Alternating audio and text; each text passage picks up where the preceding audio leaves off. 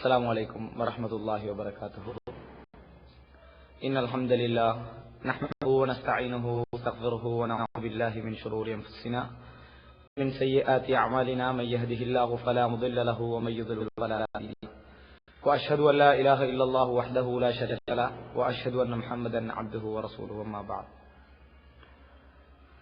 இன்று நடக்கின்ற கலந்துரையாடலில் முக்கியமாக மௌலவி பிருல்லாப்தீன் அவர்கள் சம்பந்தமாக இலங்கையில் ஏற்பட்டிருக்கக்கூடிய சில சர்ச்சைகள் பற்றிய ஒரு கலந்துரையாடலாகத்தான் இது அமையப் போகிறது.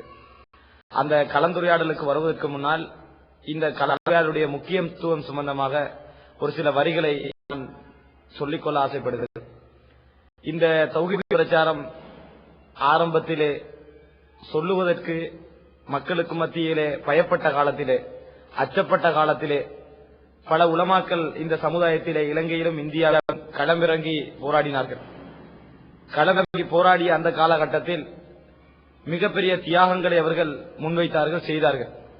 அந்த தௌஹீதுடைய வளர்ச்சி இன்று 50 அல்லது 40 வருடங்களை இன்று மேலாகி இருக்கின்றன இலங்கையிலே.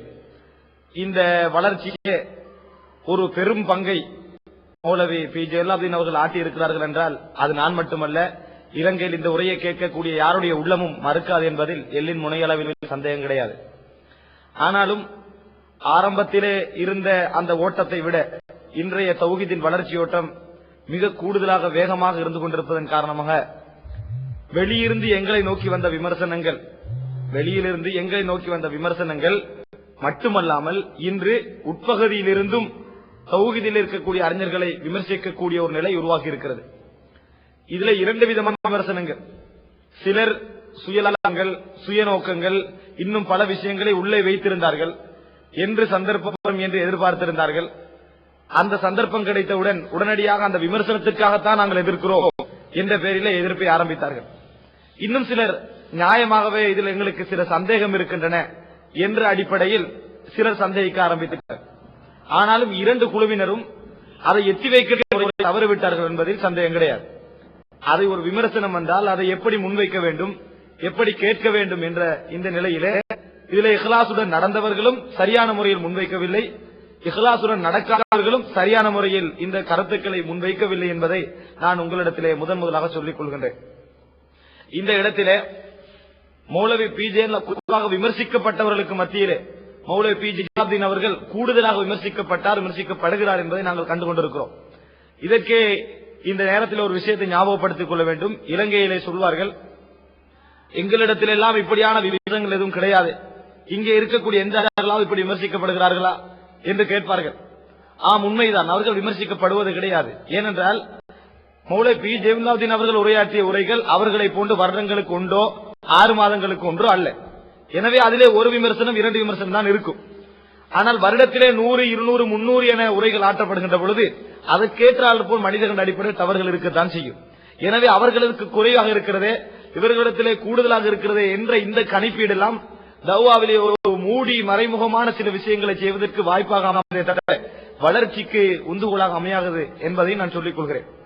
இந்த இடத்திலே இப்படியான விமர்சனங்கள், சில சந்தேகங்கள், இதிலே இருக்கின்ற சில சந்தேகங்கள், எங்களிடத்திலும் இருக்கின்ற சில சந்தேகங்கள், பெரும்பாலான சந்தேகங்கள் எங்கள் இலங்கையிலே வைக்கப்படுகின்ற சந்தேகங்கள், அந்த அனைத்து விஷயங்களையும் இங்கே தொகுத்து நான் வந்திருக்கிறேன்.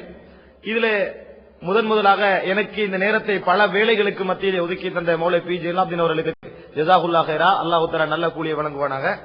இதை நான் 4 பகுதிகளாக பிரித்திருக்கிறேன். அதிலே முதல் பகுதி தர்ஜுமா சம்பந்தப்பட்ட கேள்விகள், 2வது பகுதி சில ஃபிக்ஹ் மசாயில் சம்பந்தமான ஒரு சில கேள்விகள், அடுத்ததாக சில ஹதீஸ்களுடைய நிலைப்பாடு பற்றிய சில கேள்விகள், அடுத்ததாக பொதுவாக இலங்கையிலே அவரை பற்றி செய்யப்படுகின்ற பொதுவான விமர்சனங்கள், இவைகளையும் நான் இங்கே தொகுத்து வந்திருக்கிறேன். எனவே நான் முதலாவது கேள்வியை கேட்பதற்கு அவரிடத்தில் அனுமதி வேண்டி ஆரம்பிக்கிறேன். முதலாவது விஷயம் என்னவென்று சொன்னால், இலங்கையிலே தாங்கள் சம்பந்தமாக நீங்கள் தர்ஜுமாவுக்கு பின்னால் முத்தசிலா கொள்கையில் இருக்கின்றவர்கள் என்றும் அஷ்அரியா கொள்கையில் இருக்கின்றவர்கள் என்றும் பலவிதமான கருத்துக்களை இலங்கையிலே கூடுதலாக பேசினோம். அதிலும் குறிப்பாக உங்களது தர்ஜுமா வெளியாகிய பின்னர் அதிலே சில தவீலாத்துகள், சில வழிந்துரைகள் செய்யப்பட்டிருப்பதை கண்டு இவர் முத்தசிலா கொள்கை உள்ளவர், அஷ்அரியா கொள்கையிலே உள்ளவர் என்று பலரும் பல உரைகளிலே எழுத்துக்களிலே பேச ஆரம்பித்தார்கள். குறிப்பாக 72 கூட்டங்கள் யார் என்ற உரையிலே இந்த முத்தசிலாக்கள் அதே நேரத்தில் அஷ்அரியாக்கள் எடுக்கப்படாத அந்த சந்தர்ப்பத்தையும், உண்மையிலே அது காலம் போதாமைக்காக எடுக்கப்படவில்லை, ஆனால் எடுக்கப்படாத அந்த சந்தர்ப்பத்தை பயன்படுத்தி முத்தசிலா கொள்கை இருப்பதனால்தான், அஷ்அரியா கொள்கையில் இருப்பதனால்தான் நீங்கள் அந்த கருத்தை சொன்னதாக மக்கள் ஒரு கதையை உள்ள சில அறிஞர்கள் கட்டியிருக்கிறார்கள். ஆனாலும் நான் அவர்களிடம் கேள்வி ஆரம்பிப்பதற்கு முன்னால் அவரது தர்ஜுமாவே முத்தசிலாக்களுடைய அடிப்படை கொள்கைகளுக்கு மறுப்பு சொல்வதை காண்கிறோம். குறிப்பிட்ட அந்த தர்ஜுமாவை ஒழுங்காக வாசிக்கின்றவர்கள் காதியானிக்கு மறுப்பை காணலாம், கபர் வணங்கிகளுக்கு மறுப்பை காணலாம். அதே போன்று இந்த அல்லாஹ்வுடைய பெயரை, அல்லாஹ்வுடைய நாமங்களை ஒட்டுமொத்தமாக சிதைத்து விடுவர்களுக்கு மறுப்பை காணலாம். அதே போன்ற அல்லாஹ்வாதிகள், சிந்தனைவாதிகளுக்குரிய மறுப்புகளை அதில் காணலாம். குர்ஆன் மட்டும் போதும் என்று சொல்லக்கூடியவர்களுக்கு அதிலே மறுப்பை காணலாம். இப்படி பலவிதமான மறுப்புகள் இடம்பெற்ற குர்ஆன் தான் அது, அந்த தர்ஜுமா தான். ஆனாலும் இவைகள் மறைக்கப்படுகின்றன என்பதனால் அஷ்அரியாக்களுக்கு என்ன மறுப்பு அந்த குர்ஆனில், அந்த தர்ஜுமாவிலே இருக்கிறது என்பதை நான் கொஞ்சம் சொல்லிக்கொள்ள ஆசைப்படுகிறேன். தஃசீர் இலக்கம் 21 இறைவனை காண முடியுமா என்ற ஒரு தலைப்பு வந்திருக்கிறது.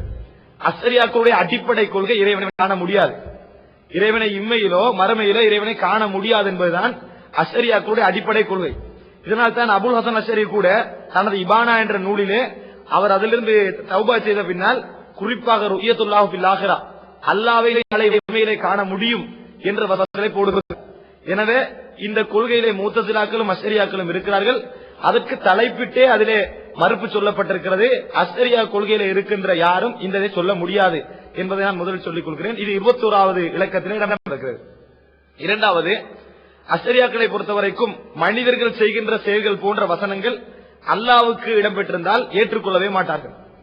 ஆனால் இதை விமர்சிக்கின்றவர்கள் கூட, அஷ்அரியா என்று விமர்சிக்கின்றவர்கள் கூட தஅவீல் செய்த ஒரு வசனத்திற்கு 21வது இலக்கத்திலே தூர் மலையை உயர்த்துதல் என்ற தலைப்பிலே அல்லாஹ் தஆலாவுக்கு எல்லா விஷயத்தையும் செய்ய முடியும், எனவே மழை அல்லாஹ் தஆலா உயர்த்தினான் என்றால் அது அவருடைய தலைகளுக்கு மேல் உயர்த்தினான் என்று சொன்னால் எந்த ஆட்சேபனையும் கிடையாது என்று சொல்லி தலைப்பிட்டே சொல்லி இருக்கிறார். இது அஷ்அரியாக்களுக்கும் முத்தசிலாக்களுக்கும் ஒரு தெளிவான ஒரு மறுப்பு.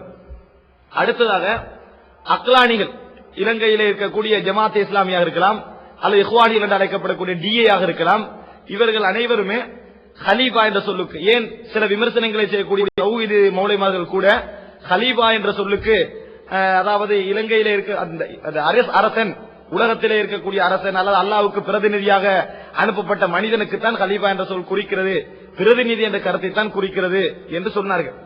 ஆனால் தஃசீர் இப்னு கதீர் போன்ற முன் சென்ற எல்லா நூல்களிலும் ஹலீஃபா என்ற சொல்லுக்கு அடிப்படை அர்த்தமாக பிரதிநிதி அல்ல, சந்ததியை பெறக்கூடிய ஒரு படைப்பை நான் படைக்கப் போகிறேன் என்ற கருத்தான் கொடுக்கப்பட்டிருக்கிறது.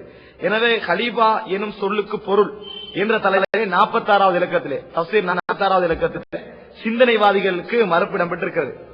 அதே போன்று இன்றைய காலகட்டத்திலே யூசுப் அல் கர்லாவி, அதே போன்று ரஷீத் ரிலா, அதுபோன்று முகமது அப்து, அதே போன்று சையீது குத்துப், அதுபோன்று இன்னும் எத்தனையோ பேர் ஈசா அலைஹிஸ்ஸலாத்துடைய வருகையை மறுக்கின்றார்கள்.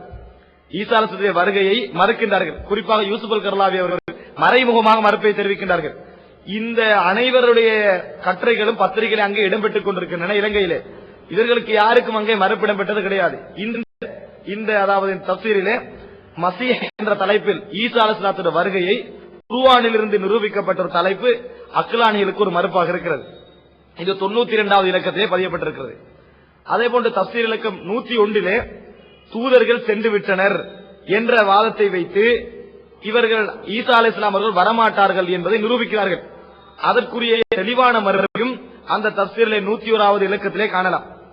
அதுபோன்று மறைவானவற்றை நம்புகின்றவன் மறைவானவை என்று இருக்கின்ற அனைத்துமே அல்லாஹ் ஒருவனுக்கு மாத்திரம் தெரியும் என்ற இந்த வசனத்தில் நிரூபிக்கின்ற அத்தனை விஷயங்களும் இன்று இருக்கக்கூடிய ஷியாக்களுக்கும் அவருடைய இமாமியா கோட்பாட்டுக்கும் மிகப்பெரிய மறுப்பை அது கொண்டிருக்கிறது என்பதை யாராலும் மறுக்க முடியாது. அது மறைவானவை என்ற தலைப்பில் 104வது இலக்கத்திலே இடம்